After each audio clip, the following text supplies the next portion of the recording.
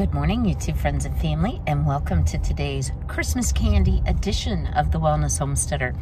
So I'm actually in the car, almost back home, because I had to make a quick stop at the grocery store.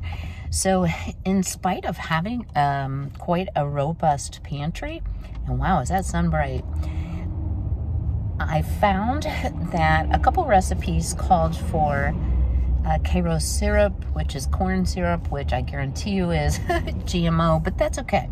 You know, it's not something that I eat a lot of, and I'm not terribly worried about that. So, did I have Karo syrup at home? I did. However, it was so expired that I'm not even going to share with you guys how old it actually was. It might have been expired greater than 5 years, just saying. Wow. So I'm in my little town. Thankfully, we have both a grocery store and a Dollar General, but I want to share with you guys. I guess I could use my yes. Our Dollar General has been closed very frequently due to staffing issues, and they do have a help wanted sign up, but also their stock is like completely depleted. They did not have Karo, they did not have powdered sugar, and those are things that at my particular Dollar General I see very commonly. So still seeing some supply chain issues. Thankfully, most of what I needed I had. I forgot to thaw out my heavy cream, so I just grabbed some whipping cream while I was at the grocery, along with some milk, because my milk, as my father used to say, it blinked, which means it's not good anymore. I don't know where that expression came from. It's probably a Southern Kentucky expression. So I'm turning into the drive, and I'll get into my apron, and we'll get started making some delicious Christmas candies. Stay tuned. Welcome back to the kitchen. You may notice it's another day. Had a little bump in the road yesterday. My mom is fine, the caregiver's fine, but the caregiver fell ill, so I had to put my candy making on hold. So I am determined to get caught up today. So first, I hope you watched my Throwback Thursday video. I'm doing them both on the same day, so I'm still enjoying my iced mocha light. Very good. So if you haven't seen that video, please go back and take a look. I also wanted to share with you, and I don't know if I can back up enough, I am wearing one of Gay over at Apron Strings Aprons. This one is actually the vintage appliance, but I wanted to look a little festive because we are making Christmas candy. So I have reversed it. I'm wearing a brooch that my father got me when I was very, very young for my winter coat, and it's lost most of its enamel paint, but I still love and cherish it. So what are we going to make first today? So I am going to be using my 1950s Betty Crocker Picture Cookbook. That was my mother's. And we are going to be making what I call brown sugar fudge. It's actually spelled P-E-N-U-C-H-E. Penuche is always the way I've said it. I don't know if that's right or not. Drop me a comment if I'm saying it wrong. So here's what it says about this recipe.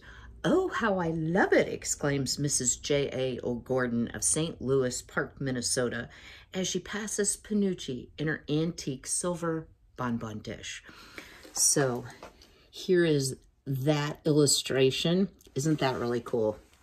So one of my reasons for the love of the 50s and 60s are things just like this. This is not the conversation we get in most cookbooks today. So I know it looks like something blew up in here, kind of feeling like it did, but let's roll up our sleeves and get into it. So I have on the stove my sacred candy making pan. It is a club aluminum pan. This particular one I think belonged to my grandma. I have two. One I purchased at a secondhand thrift type place, but I think this one was my grandma's. So I've made a lot of candy in both of these, so we're going to start with that. So first thing we need to do is measure out 1 cup, and y'all know I can't have everything, 1 cup of granulated sugar. So I just filled my sugar canister up a little bit from my long-term pantry, so it's a little bit lumpy. So I have 1 cup of granulated sugar, no heat yet on the stove. And a couple of you have asked where I got these big canisters from. These actually came from Walmart. And I still see them occasionally when I'm in there. It seems like the larger ones are a little bit harder to find. I have a large one for my sugar and for my bread flour, and then just the various sizes for other type dry goods. To that 1 cup of granulated sugar, we are going to add 2 cups. Okay, guys, it's a treat. I know I'm the wellness homesteader. Somebody's going to have to say that's not wellness, in which case they will be muted, but 2 cups of packed brown sugar. So you may be wondering, oh my word, you just made all those cookies. The cookies are in the freezer, all except for just a few of the date nut ones, because I want to enjoy some treats myself. But I cannot do all of this in a day, so I just pop them in the freezer, well sealed, and then when it comes time to make up cookie plates or to serve, have guests, I can just thaw them out and they thaw very quickly. Okay, 2nd cup of brown sugar going in. And you do want to pack those tightly. Let me rinse my hands. All right. And clean up my mess. And I'm going to tip y'all down so you can see what I'm doing here.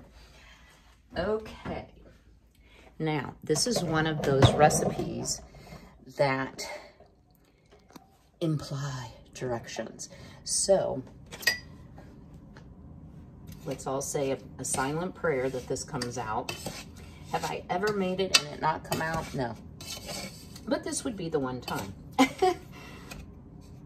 So I'm just giving this a good stir.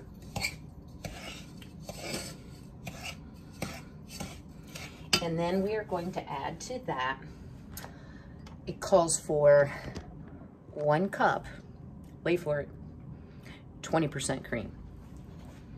Okay, so when you go to the store, you can buy half and half whipping cream, heavy whipping cream, 0, 1, 2 whole milk. What is 20% cream? It's actually half and half. I thought out whipping cream. So what I've done is I took about 2/3 of a cup of whipping cream and filled it the rest of the way with milk. And I'm like, voila, we have 20%. Excuse me. I think it'll be fine irrespective. So you may notice a little bit of separation. It almost looks like it's spoiled. It's not. It's still slightly frozen because I thawed it in the fridge. Okay, so I'm going to give this a good stir. Again, still no heat. And guys, I have to tell you, when I don't know something like what % fat is whipping cream, you know what you do? You ask Alexa. And so, new fact today, heavy whipping cream is 36% fat. That must be why I like it so much. Okay, so I'm just going to stir that together. And you can't even see. So we have a pretty nice mixture here. I like to blend it up really well before I cut the heat on. I just think it comes out better. Okay, and to that we are going to add 2 tablespoons of light corn syrup. So, as I said in the intro yesterday, I recognize this is a GMO product. Guarantee it's a GMO product, and I'm okay with that. 2 tablespoons of GMO, considering how much is in a lot of our foods, not terribly worried about it. Okay, there we go. Now, oddly enough, and y'all may be like, ooh, I wouldn't add that, it does call for some salt. So a lot of times when you have something that's extremely, extremely sweet, adding a touch of salt really balances the flavor, and while you won't get salt taste out of it, oh my goodness, this is hard to get out, you will get the feeling that it's salt. Okay, see, I'm getting a message I probably need to check on, but let's go ahead before we do that and add our 1/4 teaspoon of salt. So I'm guesstimating. All right, let me kind of clear some space here. I will bring you back. We'll get this started cooking, and I'll talk about how to make fudge without using marshmallow whip or the microwave. Stay tuned as well. So I have turned my burner to a medium heat, and I'm going to stir until the sugar is dissolved. Then what you want to do is cook to 234 degrees, which is softball stage, or until a little dropped in cold water forms a soft ball. Stir occasionally and then remove from heat. So I do have a candy thermometer. I don't know if y'all can even see that. And I also have an infrared thermometer. So I am going to, I have never made candy with anything but a candy thermometer, but I'm gonna give it a try. Okay. It's so cold in the house, the burner's taking a minute. I want to scorch it though.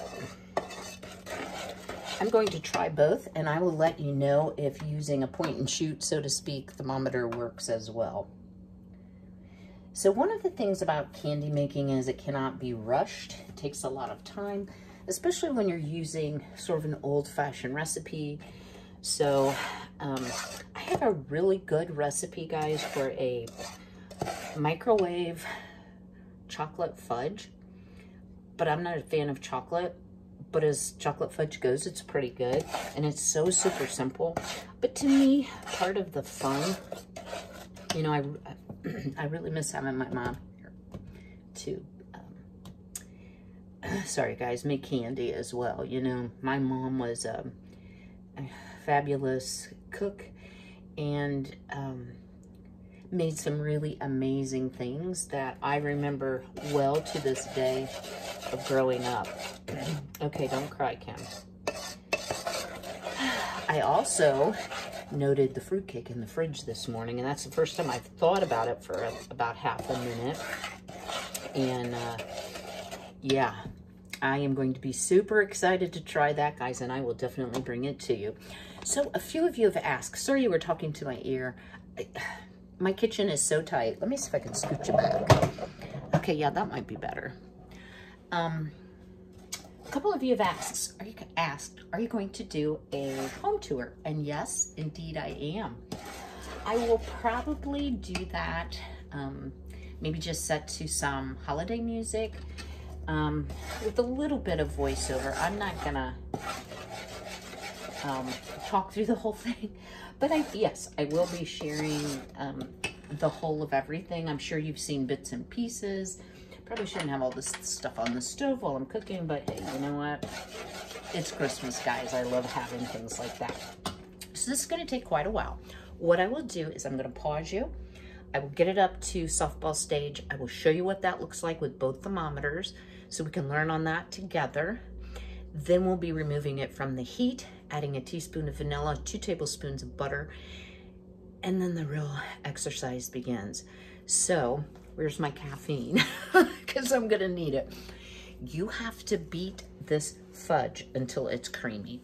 You can add nuts at that point. I don't. I just like the sugar-coated sugar, butter, and fattening cream personally, but you can certainly do that. I have also seen people add like candied cherries. I'll get it. So kind of can be your choice, but let me get cooking this fudge, get a little more caffeine in. I will bring you back when we're at softball stage, 238 degrees. All right, guys, we are at softball, and it will happen quickly. Very quickly.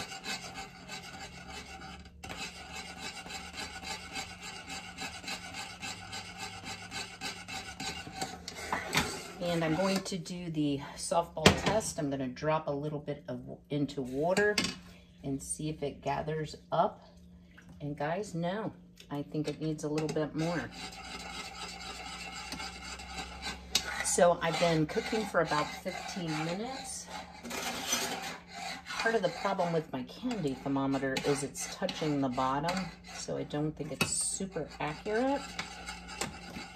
And another thing I failed to mention was you do need to butter the sides of your pan, because even so much as one sugar crystal can sometimes cause your fudge to crystallize, and we don't want that.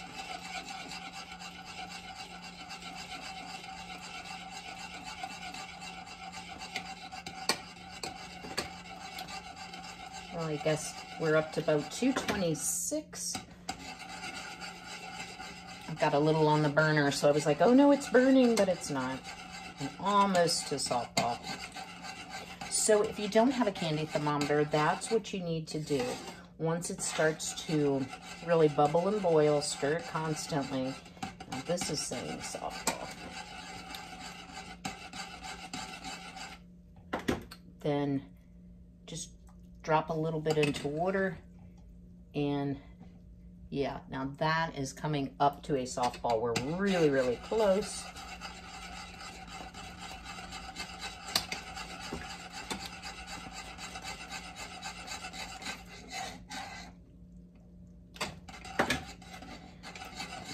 I'm going to trust the water test rather than the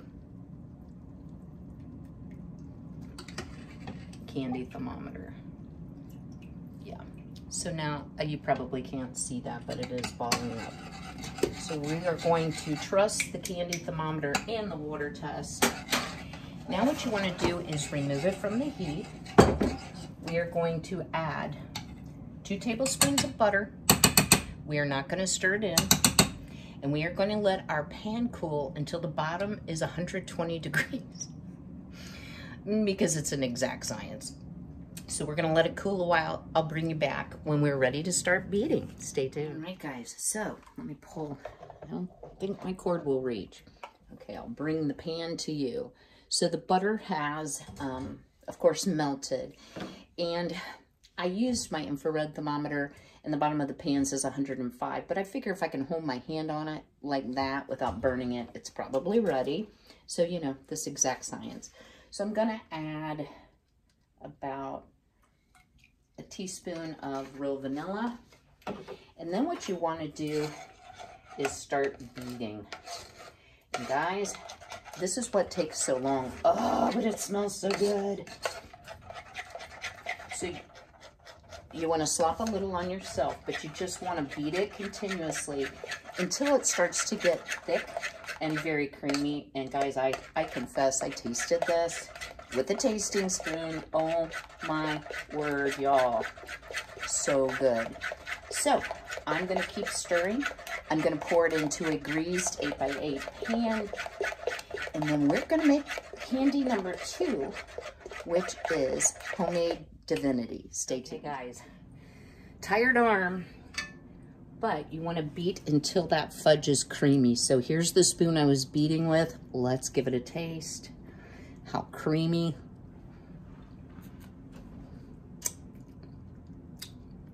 I may be on a sugar high by lunchtime.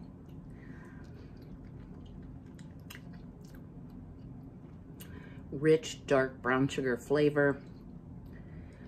I guess I could have just licked the spoon, right? Absolutely delicious. So it is in our buttered pan. You can refrigerate it. I'm actually going to just sit it aside and let it cool naturally, because I think you have less chance of the fudge becoming grainy. But I'm telling you, it is silky smooth, worth every bit of the effort. Could you beat it with a mixer, like a hand mixer or an immersion blender? I honestly don't know. I've always done it by hand. But it would certainly be something if, you know, beating is hard for you. I just kept switching arms. And I probably beat it for like, I don't know, 10 minutes, something like that. So let me kind of clear up this mess. I might have to lick the pan a little bit, and we're gonna get on to making our Divinity. We are getting started here on our Divinity, but something just came in the mail and I want to share it with you guys. So Benjamin, if you are watching, turn it off now. So Miss Gay over at Apron Strings made for my son, I bought for my son, but she made it, the cutest chef's apron. So can you see what it says? It's a Spam apron. So it is one of these kind of aprons that you can pull the strings on the side. It's called a chef's apron, and tie it around. Isn't it cute? Has a nice pocket for his cell phone. So my son, oddly enough, loves Spam.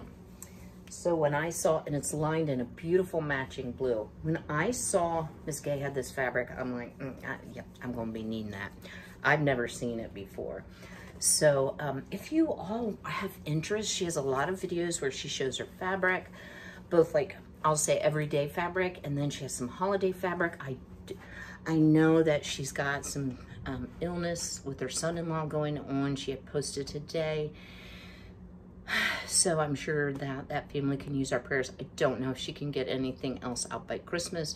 So I'm not making that promise for her, but you will not find a better quality apron than what Miss Gay makes. And I am a seamstress. All right, so back to the Divinity. I did have to make myself wash the pan real quick. This is actually a different pan because I knew I would continue to lick it. So we are making Divinity. What does it say about Divinity? Jan Korsland of our staff says, this never failed Divinity was often made Sunday afternoons in our farm home in Iowa. Black walnuts gathered from the tree in our yard make it extra delicious. I am not putting nuts in this. This is for my mom. So in the saucepan, I have 4 cups. I said 4 cups of sugar, a cup of corn syrup, light, and a 3/4 cup of water. So we're going to stir it until the sugar is dissolved, and then cook it without stirring to 255. So that is hardball stage. And then once it gets to hardball stage, we are going to whip up 3 egg whites. I already have them in the mixer. And you pour this hot liquid in a steady stream into those egg whites. And it makes a fluffy, beautiful white candy. I'll be honest, it's not my favorite. I do think my son likes it, but I think it's gonna really tickle my mom. She does not know I'm making this for her. And I've shared before, if you all have senior parents, grandparents, aunts, uncles, friends, other family, and you notice that they're complaining about food tasting off, or they seem to show preference to certain foods. As we age, we do lose our sweet and salty, and that leaves us with sour and bitter taste buds. So that is why seniors will often gravitate towards very salty or very sweet foods, or complain about an off taste. Now, my mother, my little 90-pound mother, is completely addicted to Hershey's chocolate. So not the mini bars, the ones that are like fun size, I think, not the teeny tiny. They're like, I don't know, 2.5 inches long. She eats 5 bags of those in less than 2 weeks. She really eats about 6 bags in 2 weeks. Way too much. My mom's 86 years old. If she wants 6 bags of chocolate every 2 weeks, I guess she can eat it.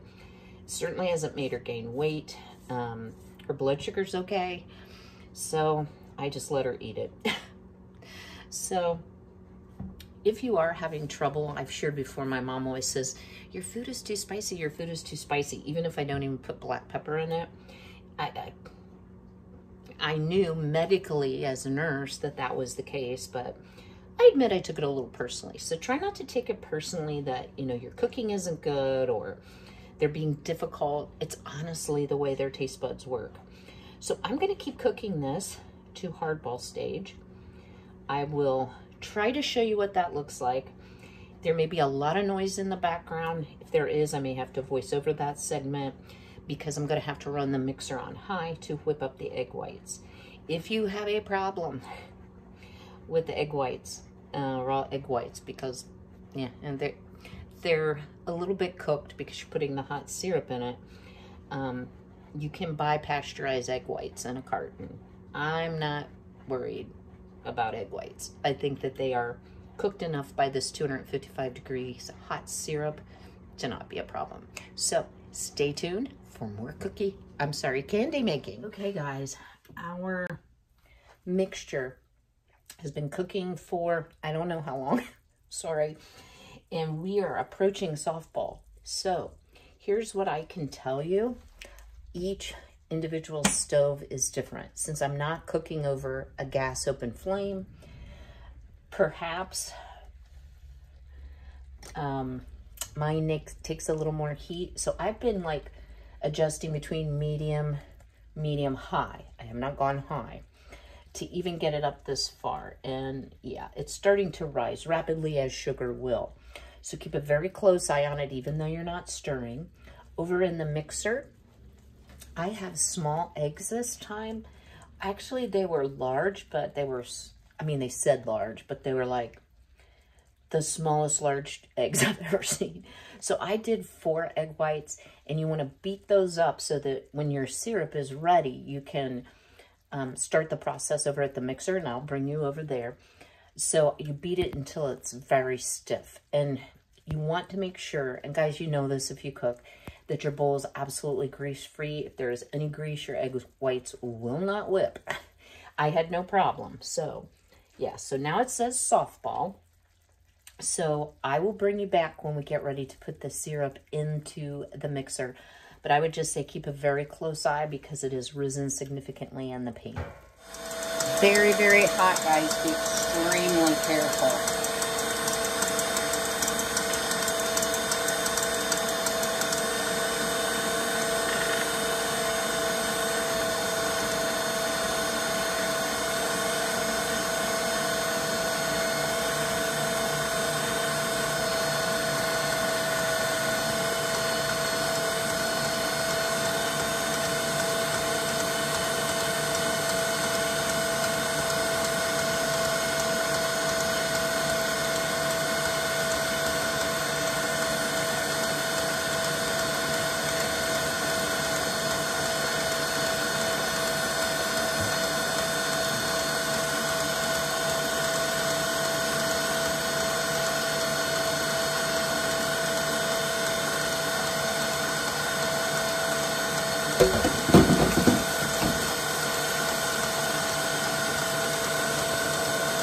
So what we're doing here is beating it until it loses its gloss and it's stiff. Then we're going to add 1 teaspoon of vanilla. So because of the noise, I'm going to pause you a moment. So don't get discouraged. I have been beating probably for 15 minutes, and it's just now, as you see, starting to hold its shape. So I am going to beat it a little more. The bowl is still very, very hot. So patience here is the key. Okay, guys, we have Divinity. So what you're looking for is dull and that it will hold its shape. And guys, this is some of the stickiest stuff that you will ever encounter. You will be sticky. Everything you have in your kitchen will be sticky. But it is a very pretty candy. And I know my mom will definitely appreciate it. So what happened? I had to beat it for about 20 minutes. And all of a sudden, I mean, just very quickly, the Divinity completely changed texture, lost its gloss. And I was going to pour it in a pan rather than to have the individual pieces. But my mom always did it individually. So, will mine be pretty like hers? Oh, no. Not as pretty. But I think it's very well worth all the time, energy, and effort. And sorry, guys, I know I'm probably moving in front of the camera. You may need to change your dipping spoons when they get sufficiently coated. Yeah. So definitely a great old-fashioned favorite. Definitely a labor of love, guys, but I think these will be much appreciated because this is not a candy that my mother has made for a number of years. So, you know, if I can bring a little smile to my mom, a cherished memory, that will be great. And what I realized too, guys, when I was doing this, of course I don't realize it until I'm into it, I don't think I've ever made Divinity without my mother, and she probably was a little more skilled, shall we say, at what you were supposed to do. So I kind of panicked. If you knew how many takes I've done where I started dipping out and then I was like, whoa, wait, no, that's just like not ready. So let me get the second tray dished out and I'll bring you back for some final. I hope you've enjoyed today's baking day. I should say candy making. And now it's time to taste. So,